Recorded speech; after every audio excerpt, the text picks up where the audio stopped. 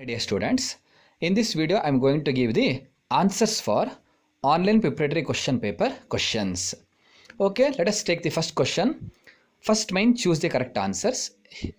Yes, question number 1 is the pair for the equation x plus 2y equals 8 to get unique solution is. Yes, first of all try to understand the question in your mother tongue. ಕನ್ನಡದಲ್ಲೇ ಕರೆಕ್ಟಾಗಿ ಅರ್ಥ ಮಾಡ್ಕೊಳ್ಳೋಣ ಕ್ವಶನನ್ನು. ಏನಿದೆ the pair for the equation x plus 2y equals 8 to get unique solution is. ಅಂದರೆ ಒಂದು equation ಇದೆ X plus 2y equals 8. Peer ಅಂದರೆ ಏನು? ಇನ್ನೊಂದು ಈಕ್ವೇಷನ್ ನೀವು ತಗೊಂಡಾಗ to get the unique solution, ನಿಮಗೆ ಯುನೀಕ್ ಸೊಲ್ಯೂಷನ್ ಸಿಗಬೇಕಾದ್ರೆ ಆ ಈಕ್ವೇಷನ್ ಯಾವುದಾಗಿರಬೇಕು ಅದು question. Hope you understood the question.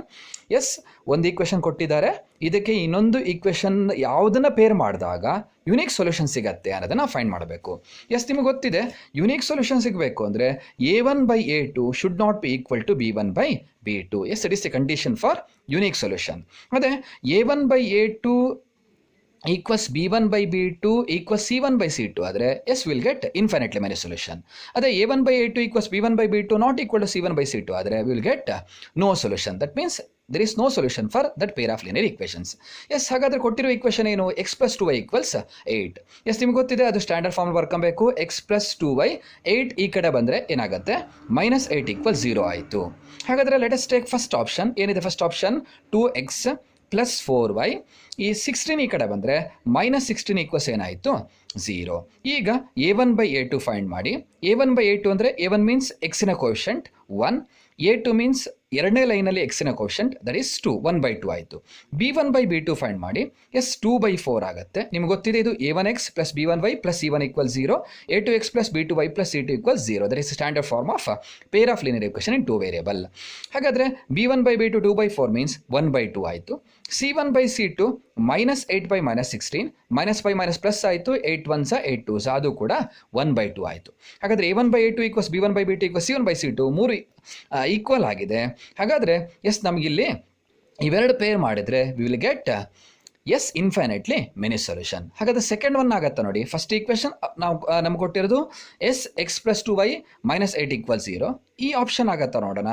2x plus 4y S plus 24 ಈ ಕಡೆ ಬಂದರೆ yes it becomes -24 equals 0. Yes, ಹಾಗೆ ಫೈಂಡ್ ಮಾಡ್ತೀನಿ ನಾನು. a1/a2 1/2, b1/b2 2/4 ಅಂದರೆ ಅದು ಕೂಡ 1/2, c1/c2 -5 - ಪ್ಲಸ್ ಆಯಿತು. 8 1s 8 3s 1/3 ಆಗಿಬಿಡುತ್ತೆ. ಇದು 1/2 ಇದು 1/2 1/3. a1/a2 equals b1/b2 not equal to c1/c2. ಹಾಗಾದರೆ no solution. Yes, let us take option C. ಏನಿದೆ ಆಪ್ಷನ್ ಸಿ? ನಮಗೆ ಕೊಟ್ಟಿರುವ equation x plus 2y equals -8 equal 0. Option C ಏನಿದೆ? 2x -4y ಸ್ಟ್ಯಾಂಡರ್ಡ್ ಫಾರ್ಮಲ್ಲಿ ಬರೆದ್ರೆ ಪ್ಲಸ್ 16 ಈ ಕಡೆ ಹೋದರೆ -16 ಈಕ್ವಲ್ 0. a1/a2 1/2, b1/b2 ನೋಡಿ ಪ್ಲಸ್ ಬೈ ಮೈನಸ್ ಆಗುತ್ತೆ. 2 1s 2 2s -1/2 ಆಯಿತು. Yes, observe here a1/a2 1/2, b1/b2 -1/2. ಹಾಗಾದರೆ a1/a2 is not equal to b1/b2. ಹಾಗಾದರೆ ಎಸ್, ಇವೆರಡು ತಗೊಂಡ್ರೆ ಏನಾಗುತ್ತೆ? ಯುನೀಕ್ ಸೊಲ್ಯೂಷನ್ ಸಿಗುತ್ತೆ. ಹಾಗಾದರೆ which is the correct answer? Option C is the correct answer. Okay, let us come for the question number 2.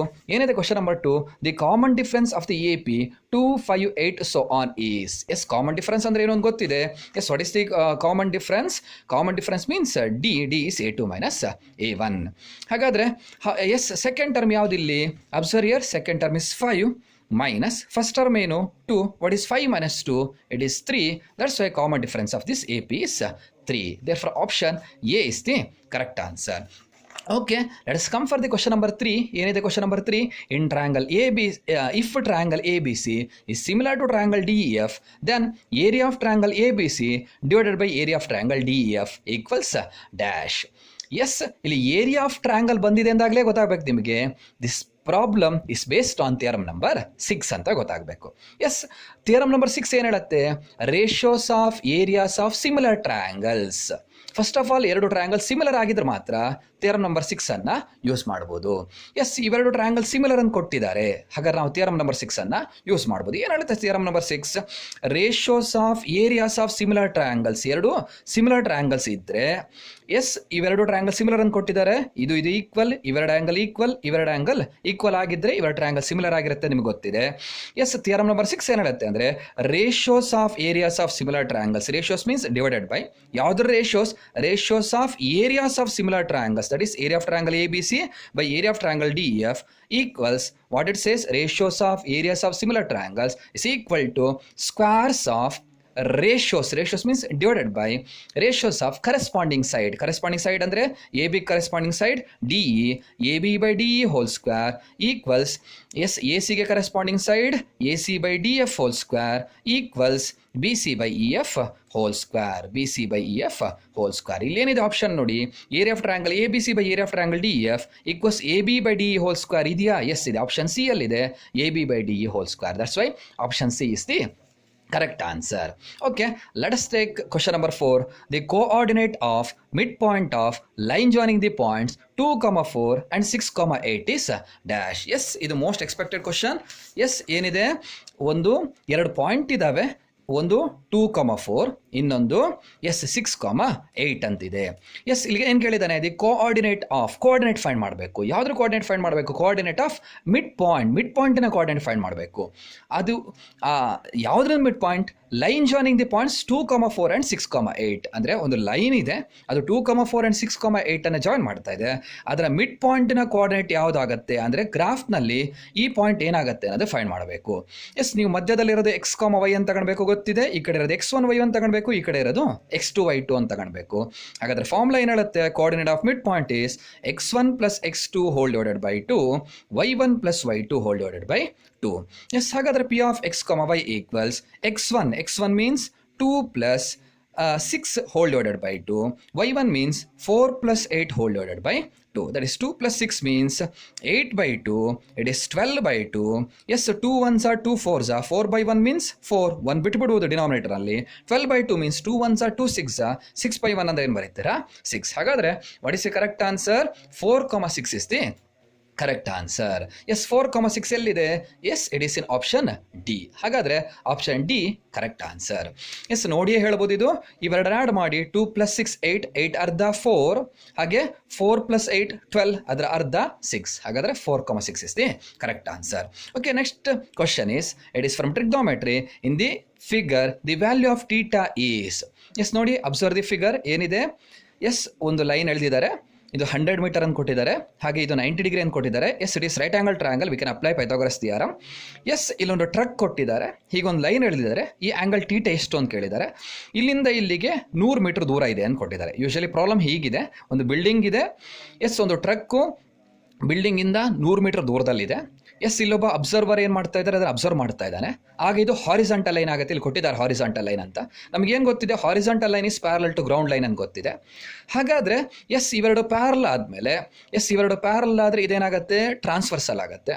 ಹಾಗಾದ್ರೆ ಇದು theta ಆದಮೇಲೆ ಇದೇನಾಗಲೇಬೇಕು? ಟೀಟಾ ಆಗಲೇಬೇಕು. ಬಿಕಾಸ್ ನಮ್ಗೆ ಗೊತ್ತಿದೆ ಇವೆರಡು alternate angles are equal when the lines are parallel. ಹಾಗಾದ್ರೆ ಇದು theta ಆದಮೇಲೆ ಇದು ಕೂಡ ಟೀಟಾ. ನಾವು ಇದೇನು ಅನ್ನೋದು ಫೈಂಡ್ ಮಾಡಬೇಕು ಈಗ. ಎಸ್ ನೋಡಿ, ಇದು theta. With respect to this angle, ಇದು ರೈಟ್ ಆಂಗಲ್ ಟ್ರಯಾಂಗಲ್ ಆಗಿರೋದ್ರಿಂದ we can apply Pythagoras theorem. With respect to this angle ಇದೇನಿದು ಆಪೋಸಿಟ್, ಇದೇನಾಗುತ್ತೆ? ಅಡ್ಜಸೆಂಟ್ ಆಯಿತು. ಇದೇನಿದು ಹೈಪಾಟನಸ್. ನಾನು ಹೈಪಾಟನಸ್ ಬರ್ಲಿಕ್ಕೆ ಹೋಗಲ್ಲ, ಬಿಕಾಸ್ ನಮ್ಗೆ ಅದು ಬೇಡ. ಎಸ್ ಆಪೋಸಿಟ್ ಗೊತ್ತು, ಅಡ್ಜಸೆಂಟ್ ಗೊತ್ತಿದೆ. O and A ಯಾವುದ್ರಲ್ಲಿ ಬರುತ್ತೆ? Yes we know SOH CAH TOA. O and A ಯಾವುದ್ರಲ್ಲಿ ಬರುತ್ತೆ? ಟ್ಯಾನ್ನಲ್ಲಿ ಬರುತ್ತೆ. ಹಾಗಾಗಿ ಏನು ಅಪ್ಲೈ ಮಾಡ್ತೀರಾ? But apply tan theta. ಹಾಗಾದ್ರೆ ಏನು ಬರೀತೀರಾ? ಟ್ಯಾನ್ ಸಿ ಈಕ್ವಲ್ಸ್, ಇಲ್ಲಿ ಸಿ ಇರೋದ್ರಿಂದ tan C equals O by A. O means AB, A means BC. That is tan C equals AB means 100, BC means also 100. That is tan C ಬದಲು C ಬದಲು ಏನಿದೆ? Theta ಇರೋದ್ರಿಂದ we can write tan theta equals 100 ones 1 by 1 ಅಂದರೆ 1. ನಾವು theta value find ಮಾಡಬೇಕು. ನೋಡಿ, tan 31 ಅಲ್ಲ, tan 60 √3, tan 90 yes it is not defined. ಹಾಗಾದರೆ we know that tan of 45 degree equals 1. ಹಾಗಾದರೆ ಟೀಟಾರಲ್ಲಿ 45 ಕೊಟ್ಟರೆ 1 ಬರುತ್ತೆ. ಹಾಗಾದರೆ ಟೀಟಾ ವ್ಯಾಲ್ಯೂ ಏನಾಗಿರಬೇಕು? 45 ಡಿಗ್ರಿ ಆಗಿರಬೇಕು. Therefore the answer for this question is 45 degree. Yes ಹಾಗಾದರೆ ಈ ಪ್ರಾಬ್ಲಮ್ನ ಆನ್ಸರ್ 45 ಡಿಗ್ರಿ ಆಗಿದೆ. ಅಥವಾ use common sense, it is right angle triangle. ನೋಡಿ, ಇವೆರಡು ಸೈಡ್ ಈಕ್ವಲ್ ಇದೆ ಅಂದಮೇಲೆ ಇವೆರಡು ಆ್ಯಂಗಲ್ಸ್ ಏನಾಗಬೇಕು? ಈಕ್ವಲ್ ಆಗಲೇಬೇಕು. ನೋಡಿ, ಇದು ರೈಟ್ ಆಂಗಲ್ ಟ್ರಯಾಂಗಲ್, ಇದು 90 ಆಯಿತು ಅಂದರೆ 3 ಕೂಡಿದರೆ 180 ಬರಬೇಕು. ಇದು 90 ಆಯಿತು ಅಂದರೆ ಇವೆರಡು ಕೂಡಿದಾಗ 90 ಬರಲೇಬೇಕು. ಇವೆರಡು ಈಕ್ವಲ್ ಆಗಿದೆ 90 ಬರಲೇಬೇಕು ಅಂದರೆ 45 ಈಚ್ ಆಗಲೇಬೇಕು. ಎಸ್, ಹಾಗೂ ನೀವು ಗೆಸ್ ಮಾಡ್ಬೋದು. Okay, it is very interesting. See, if median and mode are respectively 3 and 2, the value of mean is dash ಅಂತ ಕೇಳಿದ್ದಾರೆ. ಎಸ್, ಏನಿದೆ ಕ್ವಶನ್ಲಿ, ಏನು ಕೊಟ್ಟಿದ್ದಾರೆ? ಮೀಡಿಯನ್ ಕೊಟ್ಟಿದ್ದಾರೆ. ಎಸ್, ಮೀಡಿಯನ್ ಏನಂತೆ? Median is 3. ಹಾಗೆ ಏನು ಕೊಟ್ಟಿದ್ದಾರೆ? ಮೋಡ್ ಕೊಟ್ಟಿದ್ದಾರೆ. ಮೋಡ್ ಎಷ್ಟಂತೆ? 2 ಅಂತ. ಹಾಗಾದರೆ ಮೀನ್ ಎಷ್ಟು ಅಂತ ಫೈಂಡ್ ಮಾಡಬೇಕು. ಎಸ್, ನಮಗೊಂದು ರಿಲೇಷನ್ ಗೊತ್ತಿದೆ. V know the empirical relationship between mean, median and mode. What is that relation? What it says?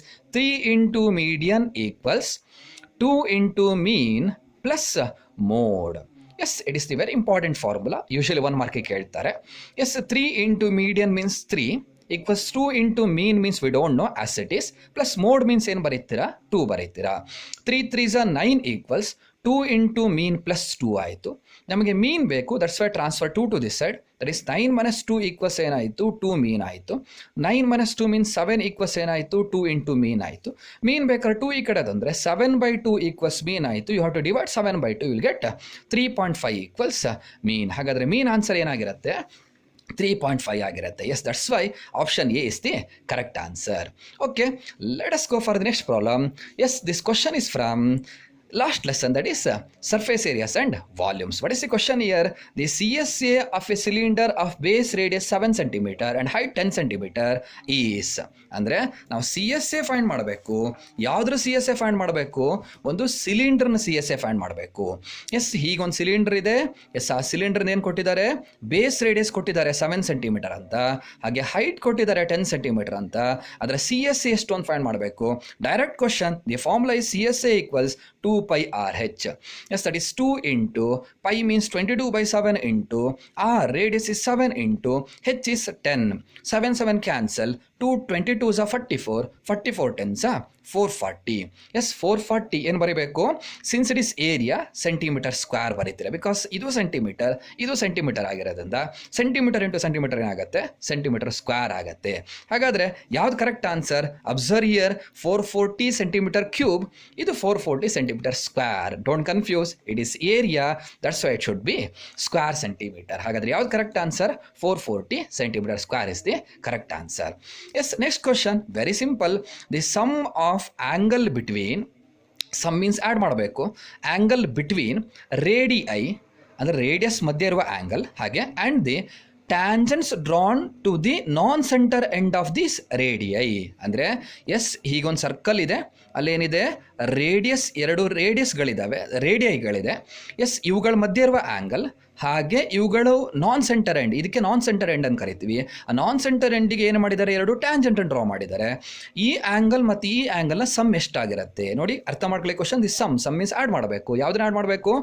Angle between the ರೇಡಿಯೈಗಳ ಮಧ್ಯದ ಆ್ಯಂಗಲ್, ಹಾಗೆ and the tangent drawn to non centric end, non centre ಎಂಡಿಗೆ ಎಳೆದಿರುವ tangent, ಅವುಗಳ ಮಧ್ಯ ಇರುವ ಇಲ್ಲಿ ಕೊಟ್ಟಿದ್ದ ನೋಡಿ, ಆ tangents drawn to this non centre end of this radii is, ಇವುಗಳ ಸಮ್ ಎಷ್ಟಾಗಿರುತ್ತೆ? ಎಸ್, ನಮ್ಗೆ ಗೊತ್ತಿದ್ದ formula, central angle plus angle between the tangents is how much?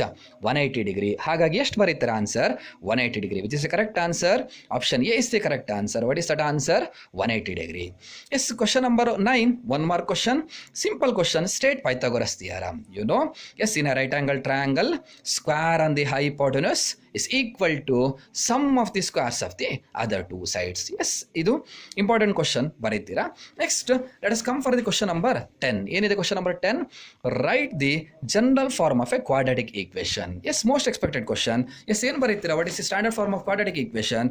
S, you write ax² plus bx plus c equals 0. ಇಷ್ಟೇ ಬರೆಯೋದಲ್ಲ, a b c are real numbers and a should not be equal to 0. ಯಾಕೆಂದು ಗೊತ್ತಿದೆ?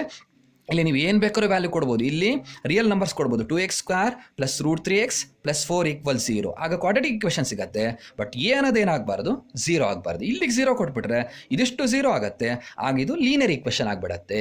That's why you write ax² plus bx plus c equals 0 is the standard form of quadratic equation where a b c are real numbers and a is not equal to 0. ಇಷ್ಟು complete ಬರೆದ್ರೆ 1 mark ಸಿಗುತ್ತೆ.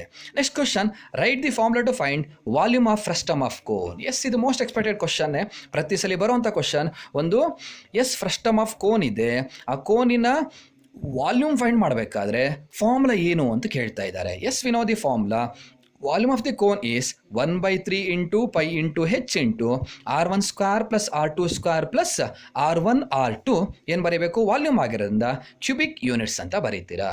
S, you will get 1 mark. Next question, find the 10th term of the AP 5, 15, 25 so on. ಅಂದರೆ ಈ AP ಅಲ್ಲಿ 10ನೇ term ಏನಾಗಿರುತ್ತೆ? S, ಅವರೇ ಕೊಟ್ಟಿದ್ದಾರೆ already ಇದು AP ಅಂತ 5, 15, 25 so on. Find the 10th term ಅಂತ ಕೇಳೋದ್ರಿಂದ 10th ಟರ್ಮ್ ಅಂದ್ರೆ ಏನು? A10 S2 ಅಂತ ಫೈಂಡ್ ಮಾಡಬೇಕು. ಅದೇ find the sum of first 10 terms ಅಂತ ಕೊಟ್ಟಿದ್ರೆ, find the sum of first 10 terms ಕೊಟ್ಟಿದ್ರೆ S10 ಫೈಂಡ್ ಮಾಡಬೇಕಾಗತ್ತೆ. ಈ ಡಿಫ್ರೆನ್ಸ್ ನಿಮಗೆ ಗೊತ್ತಿರಬೇಕು. ಇಲ್ಲಿ 10th ಟರ್ಮ್ ಆಗಿರೋದ್ರಿಂದ A10.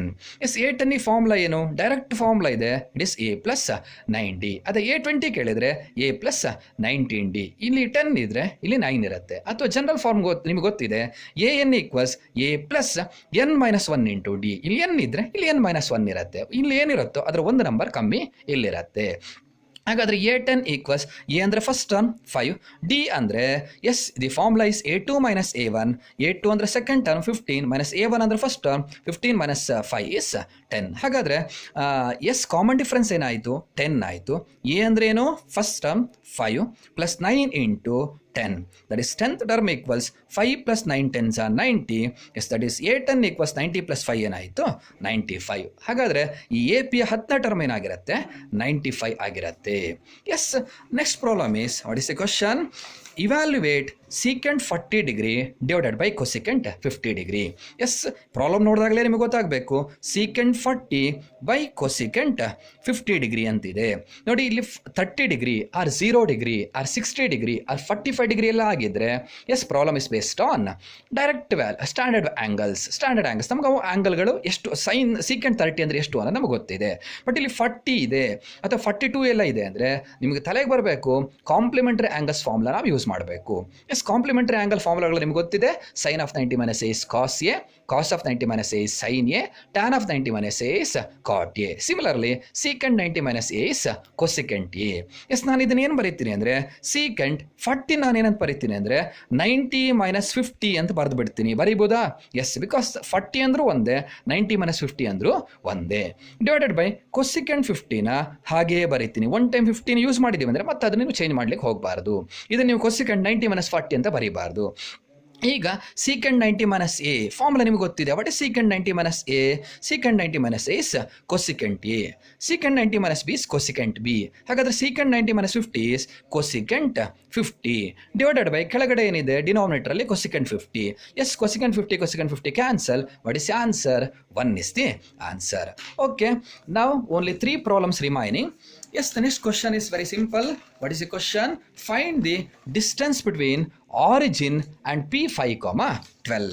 Yes, how to find the distance between origin and P5, 12?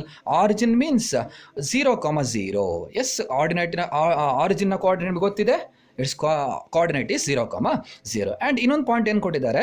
5, 12. Yes, you can use distance formula. ಇದು x1 y1, ಇದು x2 y2. The formula is d equals square root of x2 minus x1 whole square plus y2 minus y1 whole square.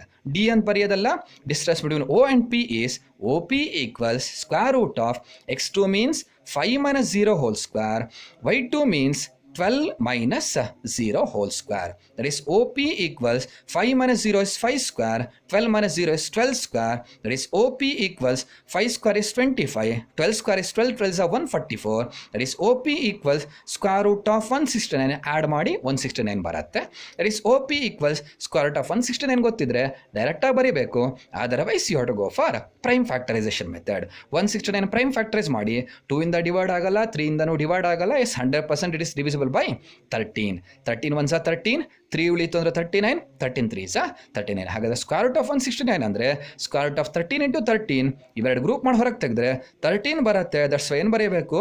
13 units ಅಂತ ಬರೀಬೇಕು. ನೀವು ಒಂದು ತಪ್ಪು ಮಾಡ್ತೀರಾ, root 13 ಹಾಕ್ತೀರಾ. Root already find ಮಾಡಾಗಿದೆ, ಮತ್ತು ರೂಟ್ ಹಾಕೋ ಅವಶ್ಯಕತೆ ಇಲ್ಲ, ಹೀಗೆ ಸಾಲ್ವ್ ಮಾಡಬೇಕು ಅಂತಿಲ್ಲ. You can use the formula square root of X square plus y square also.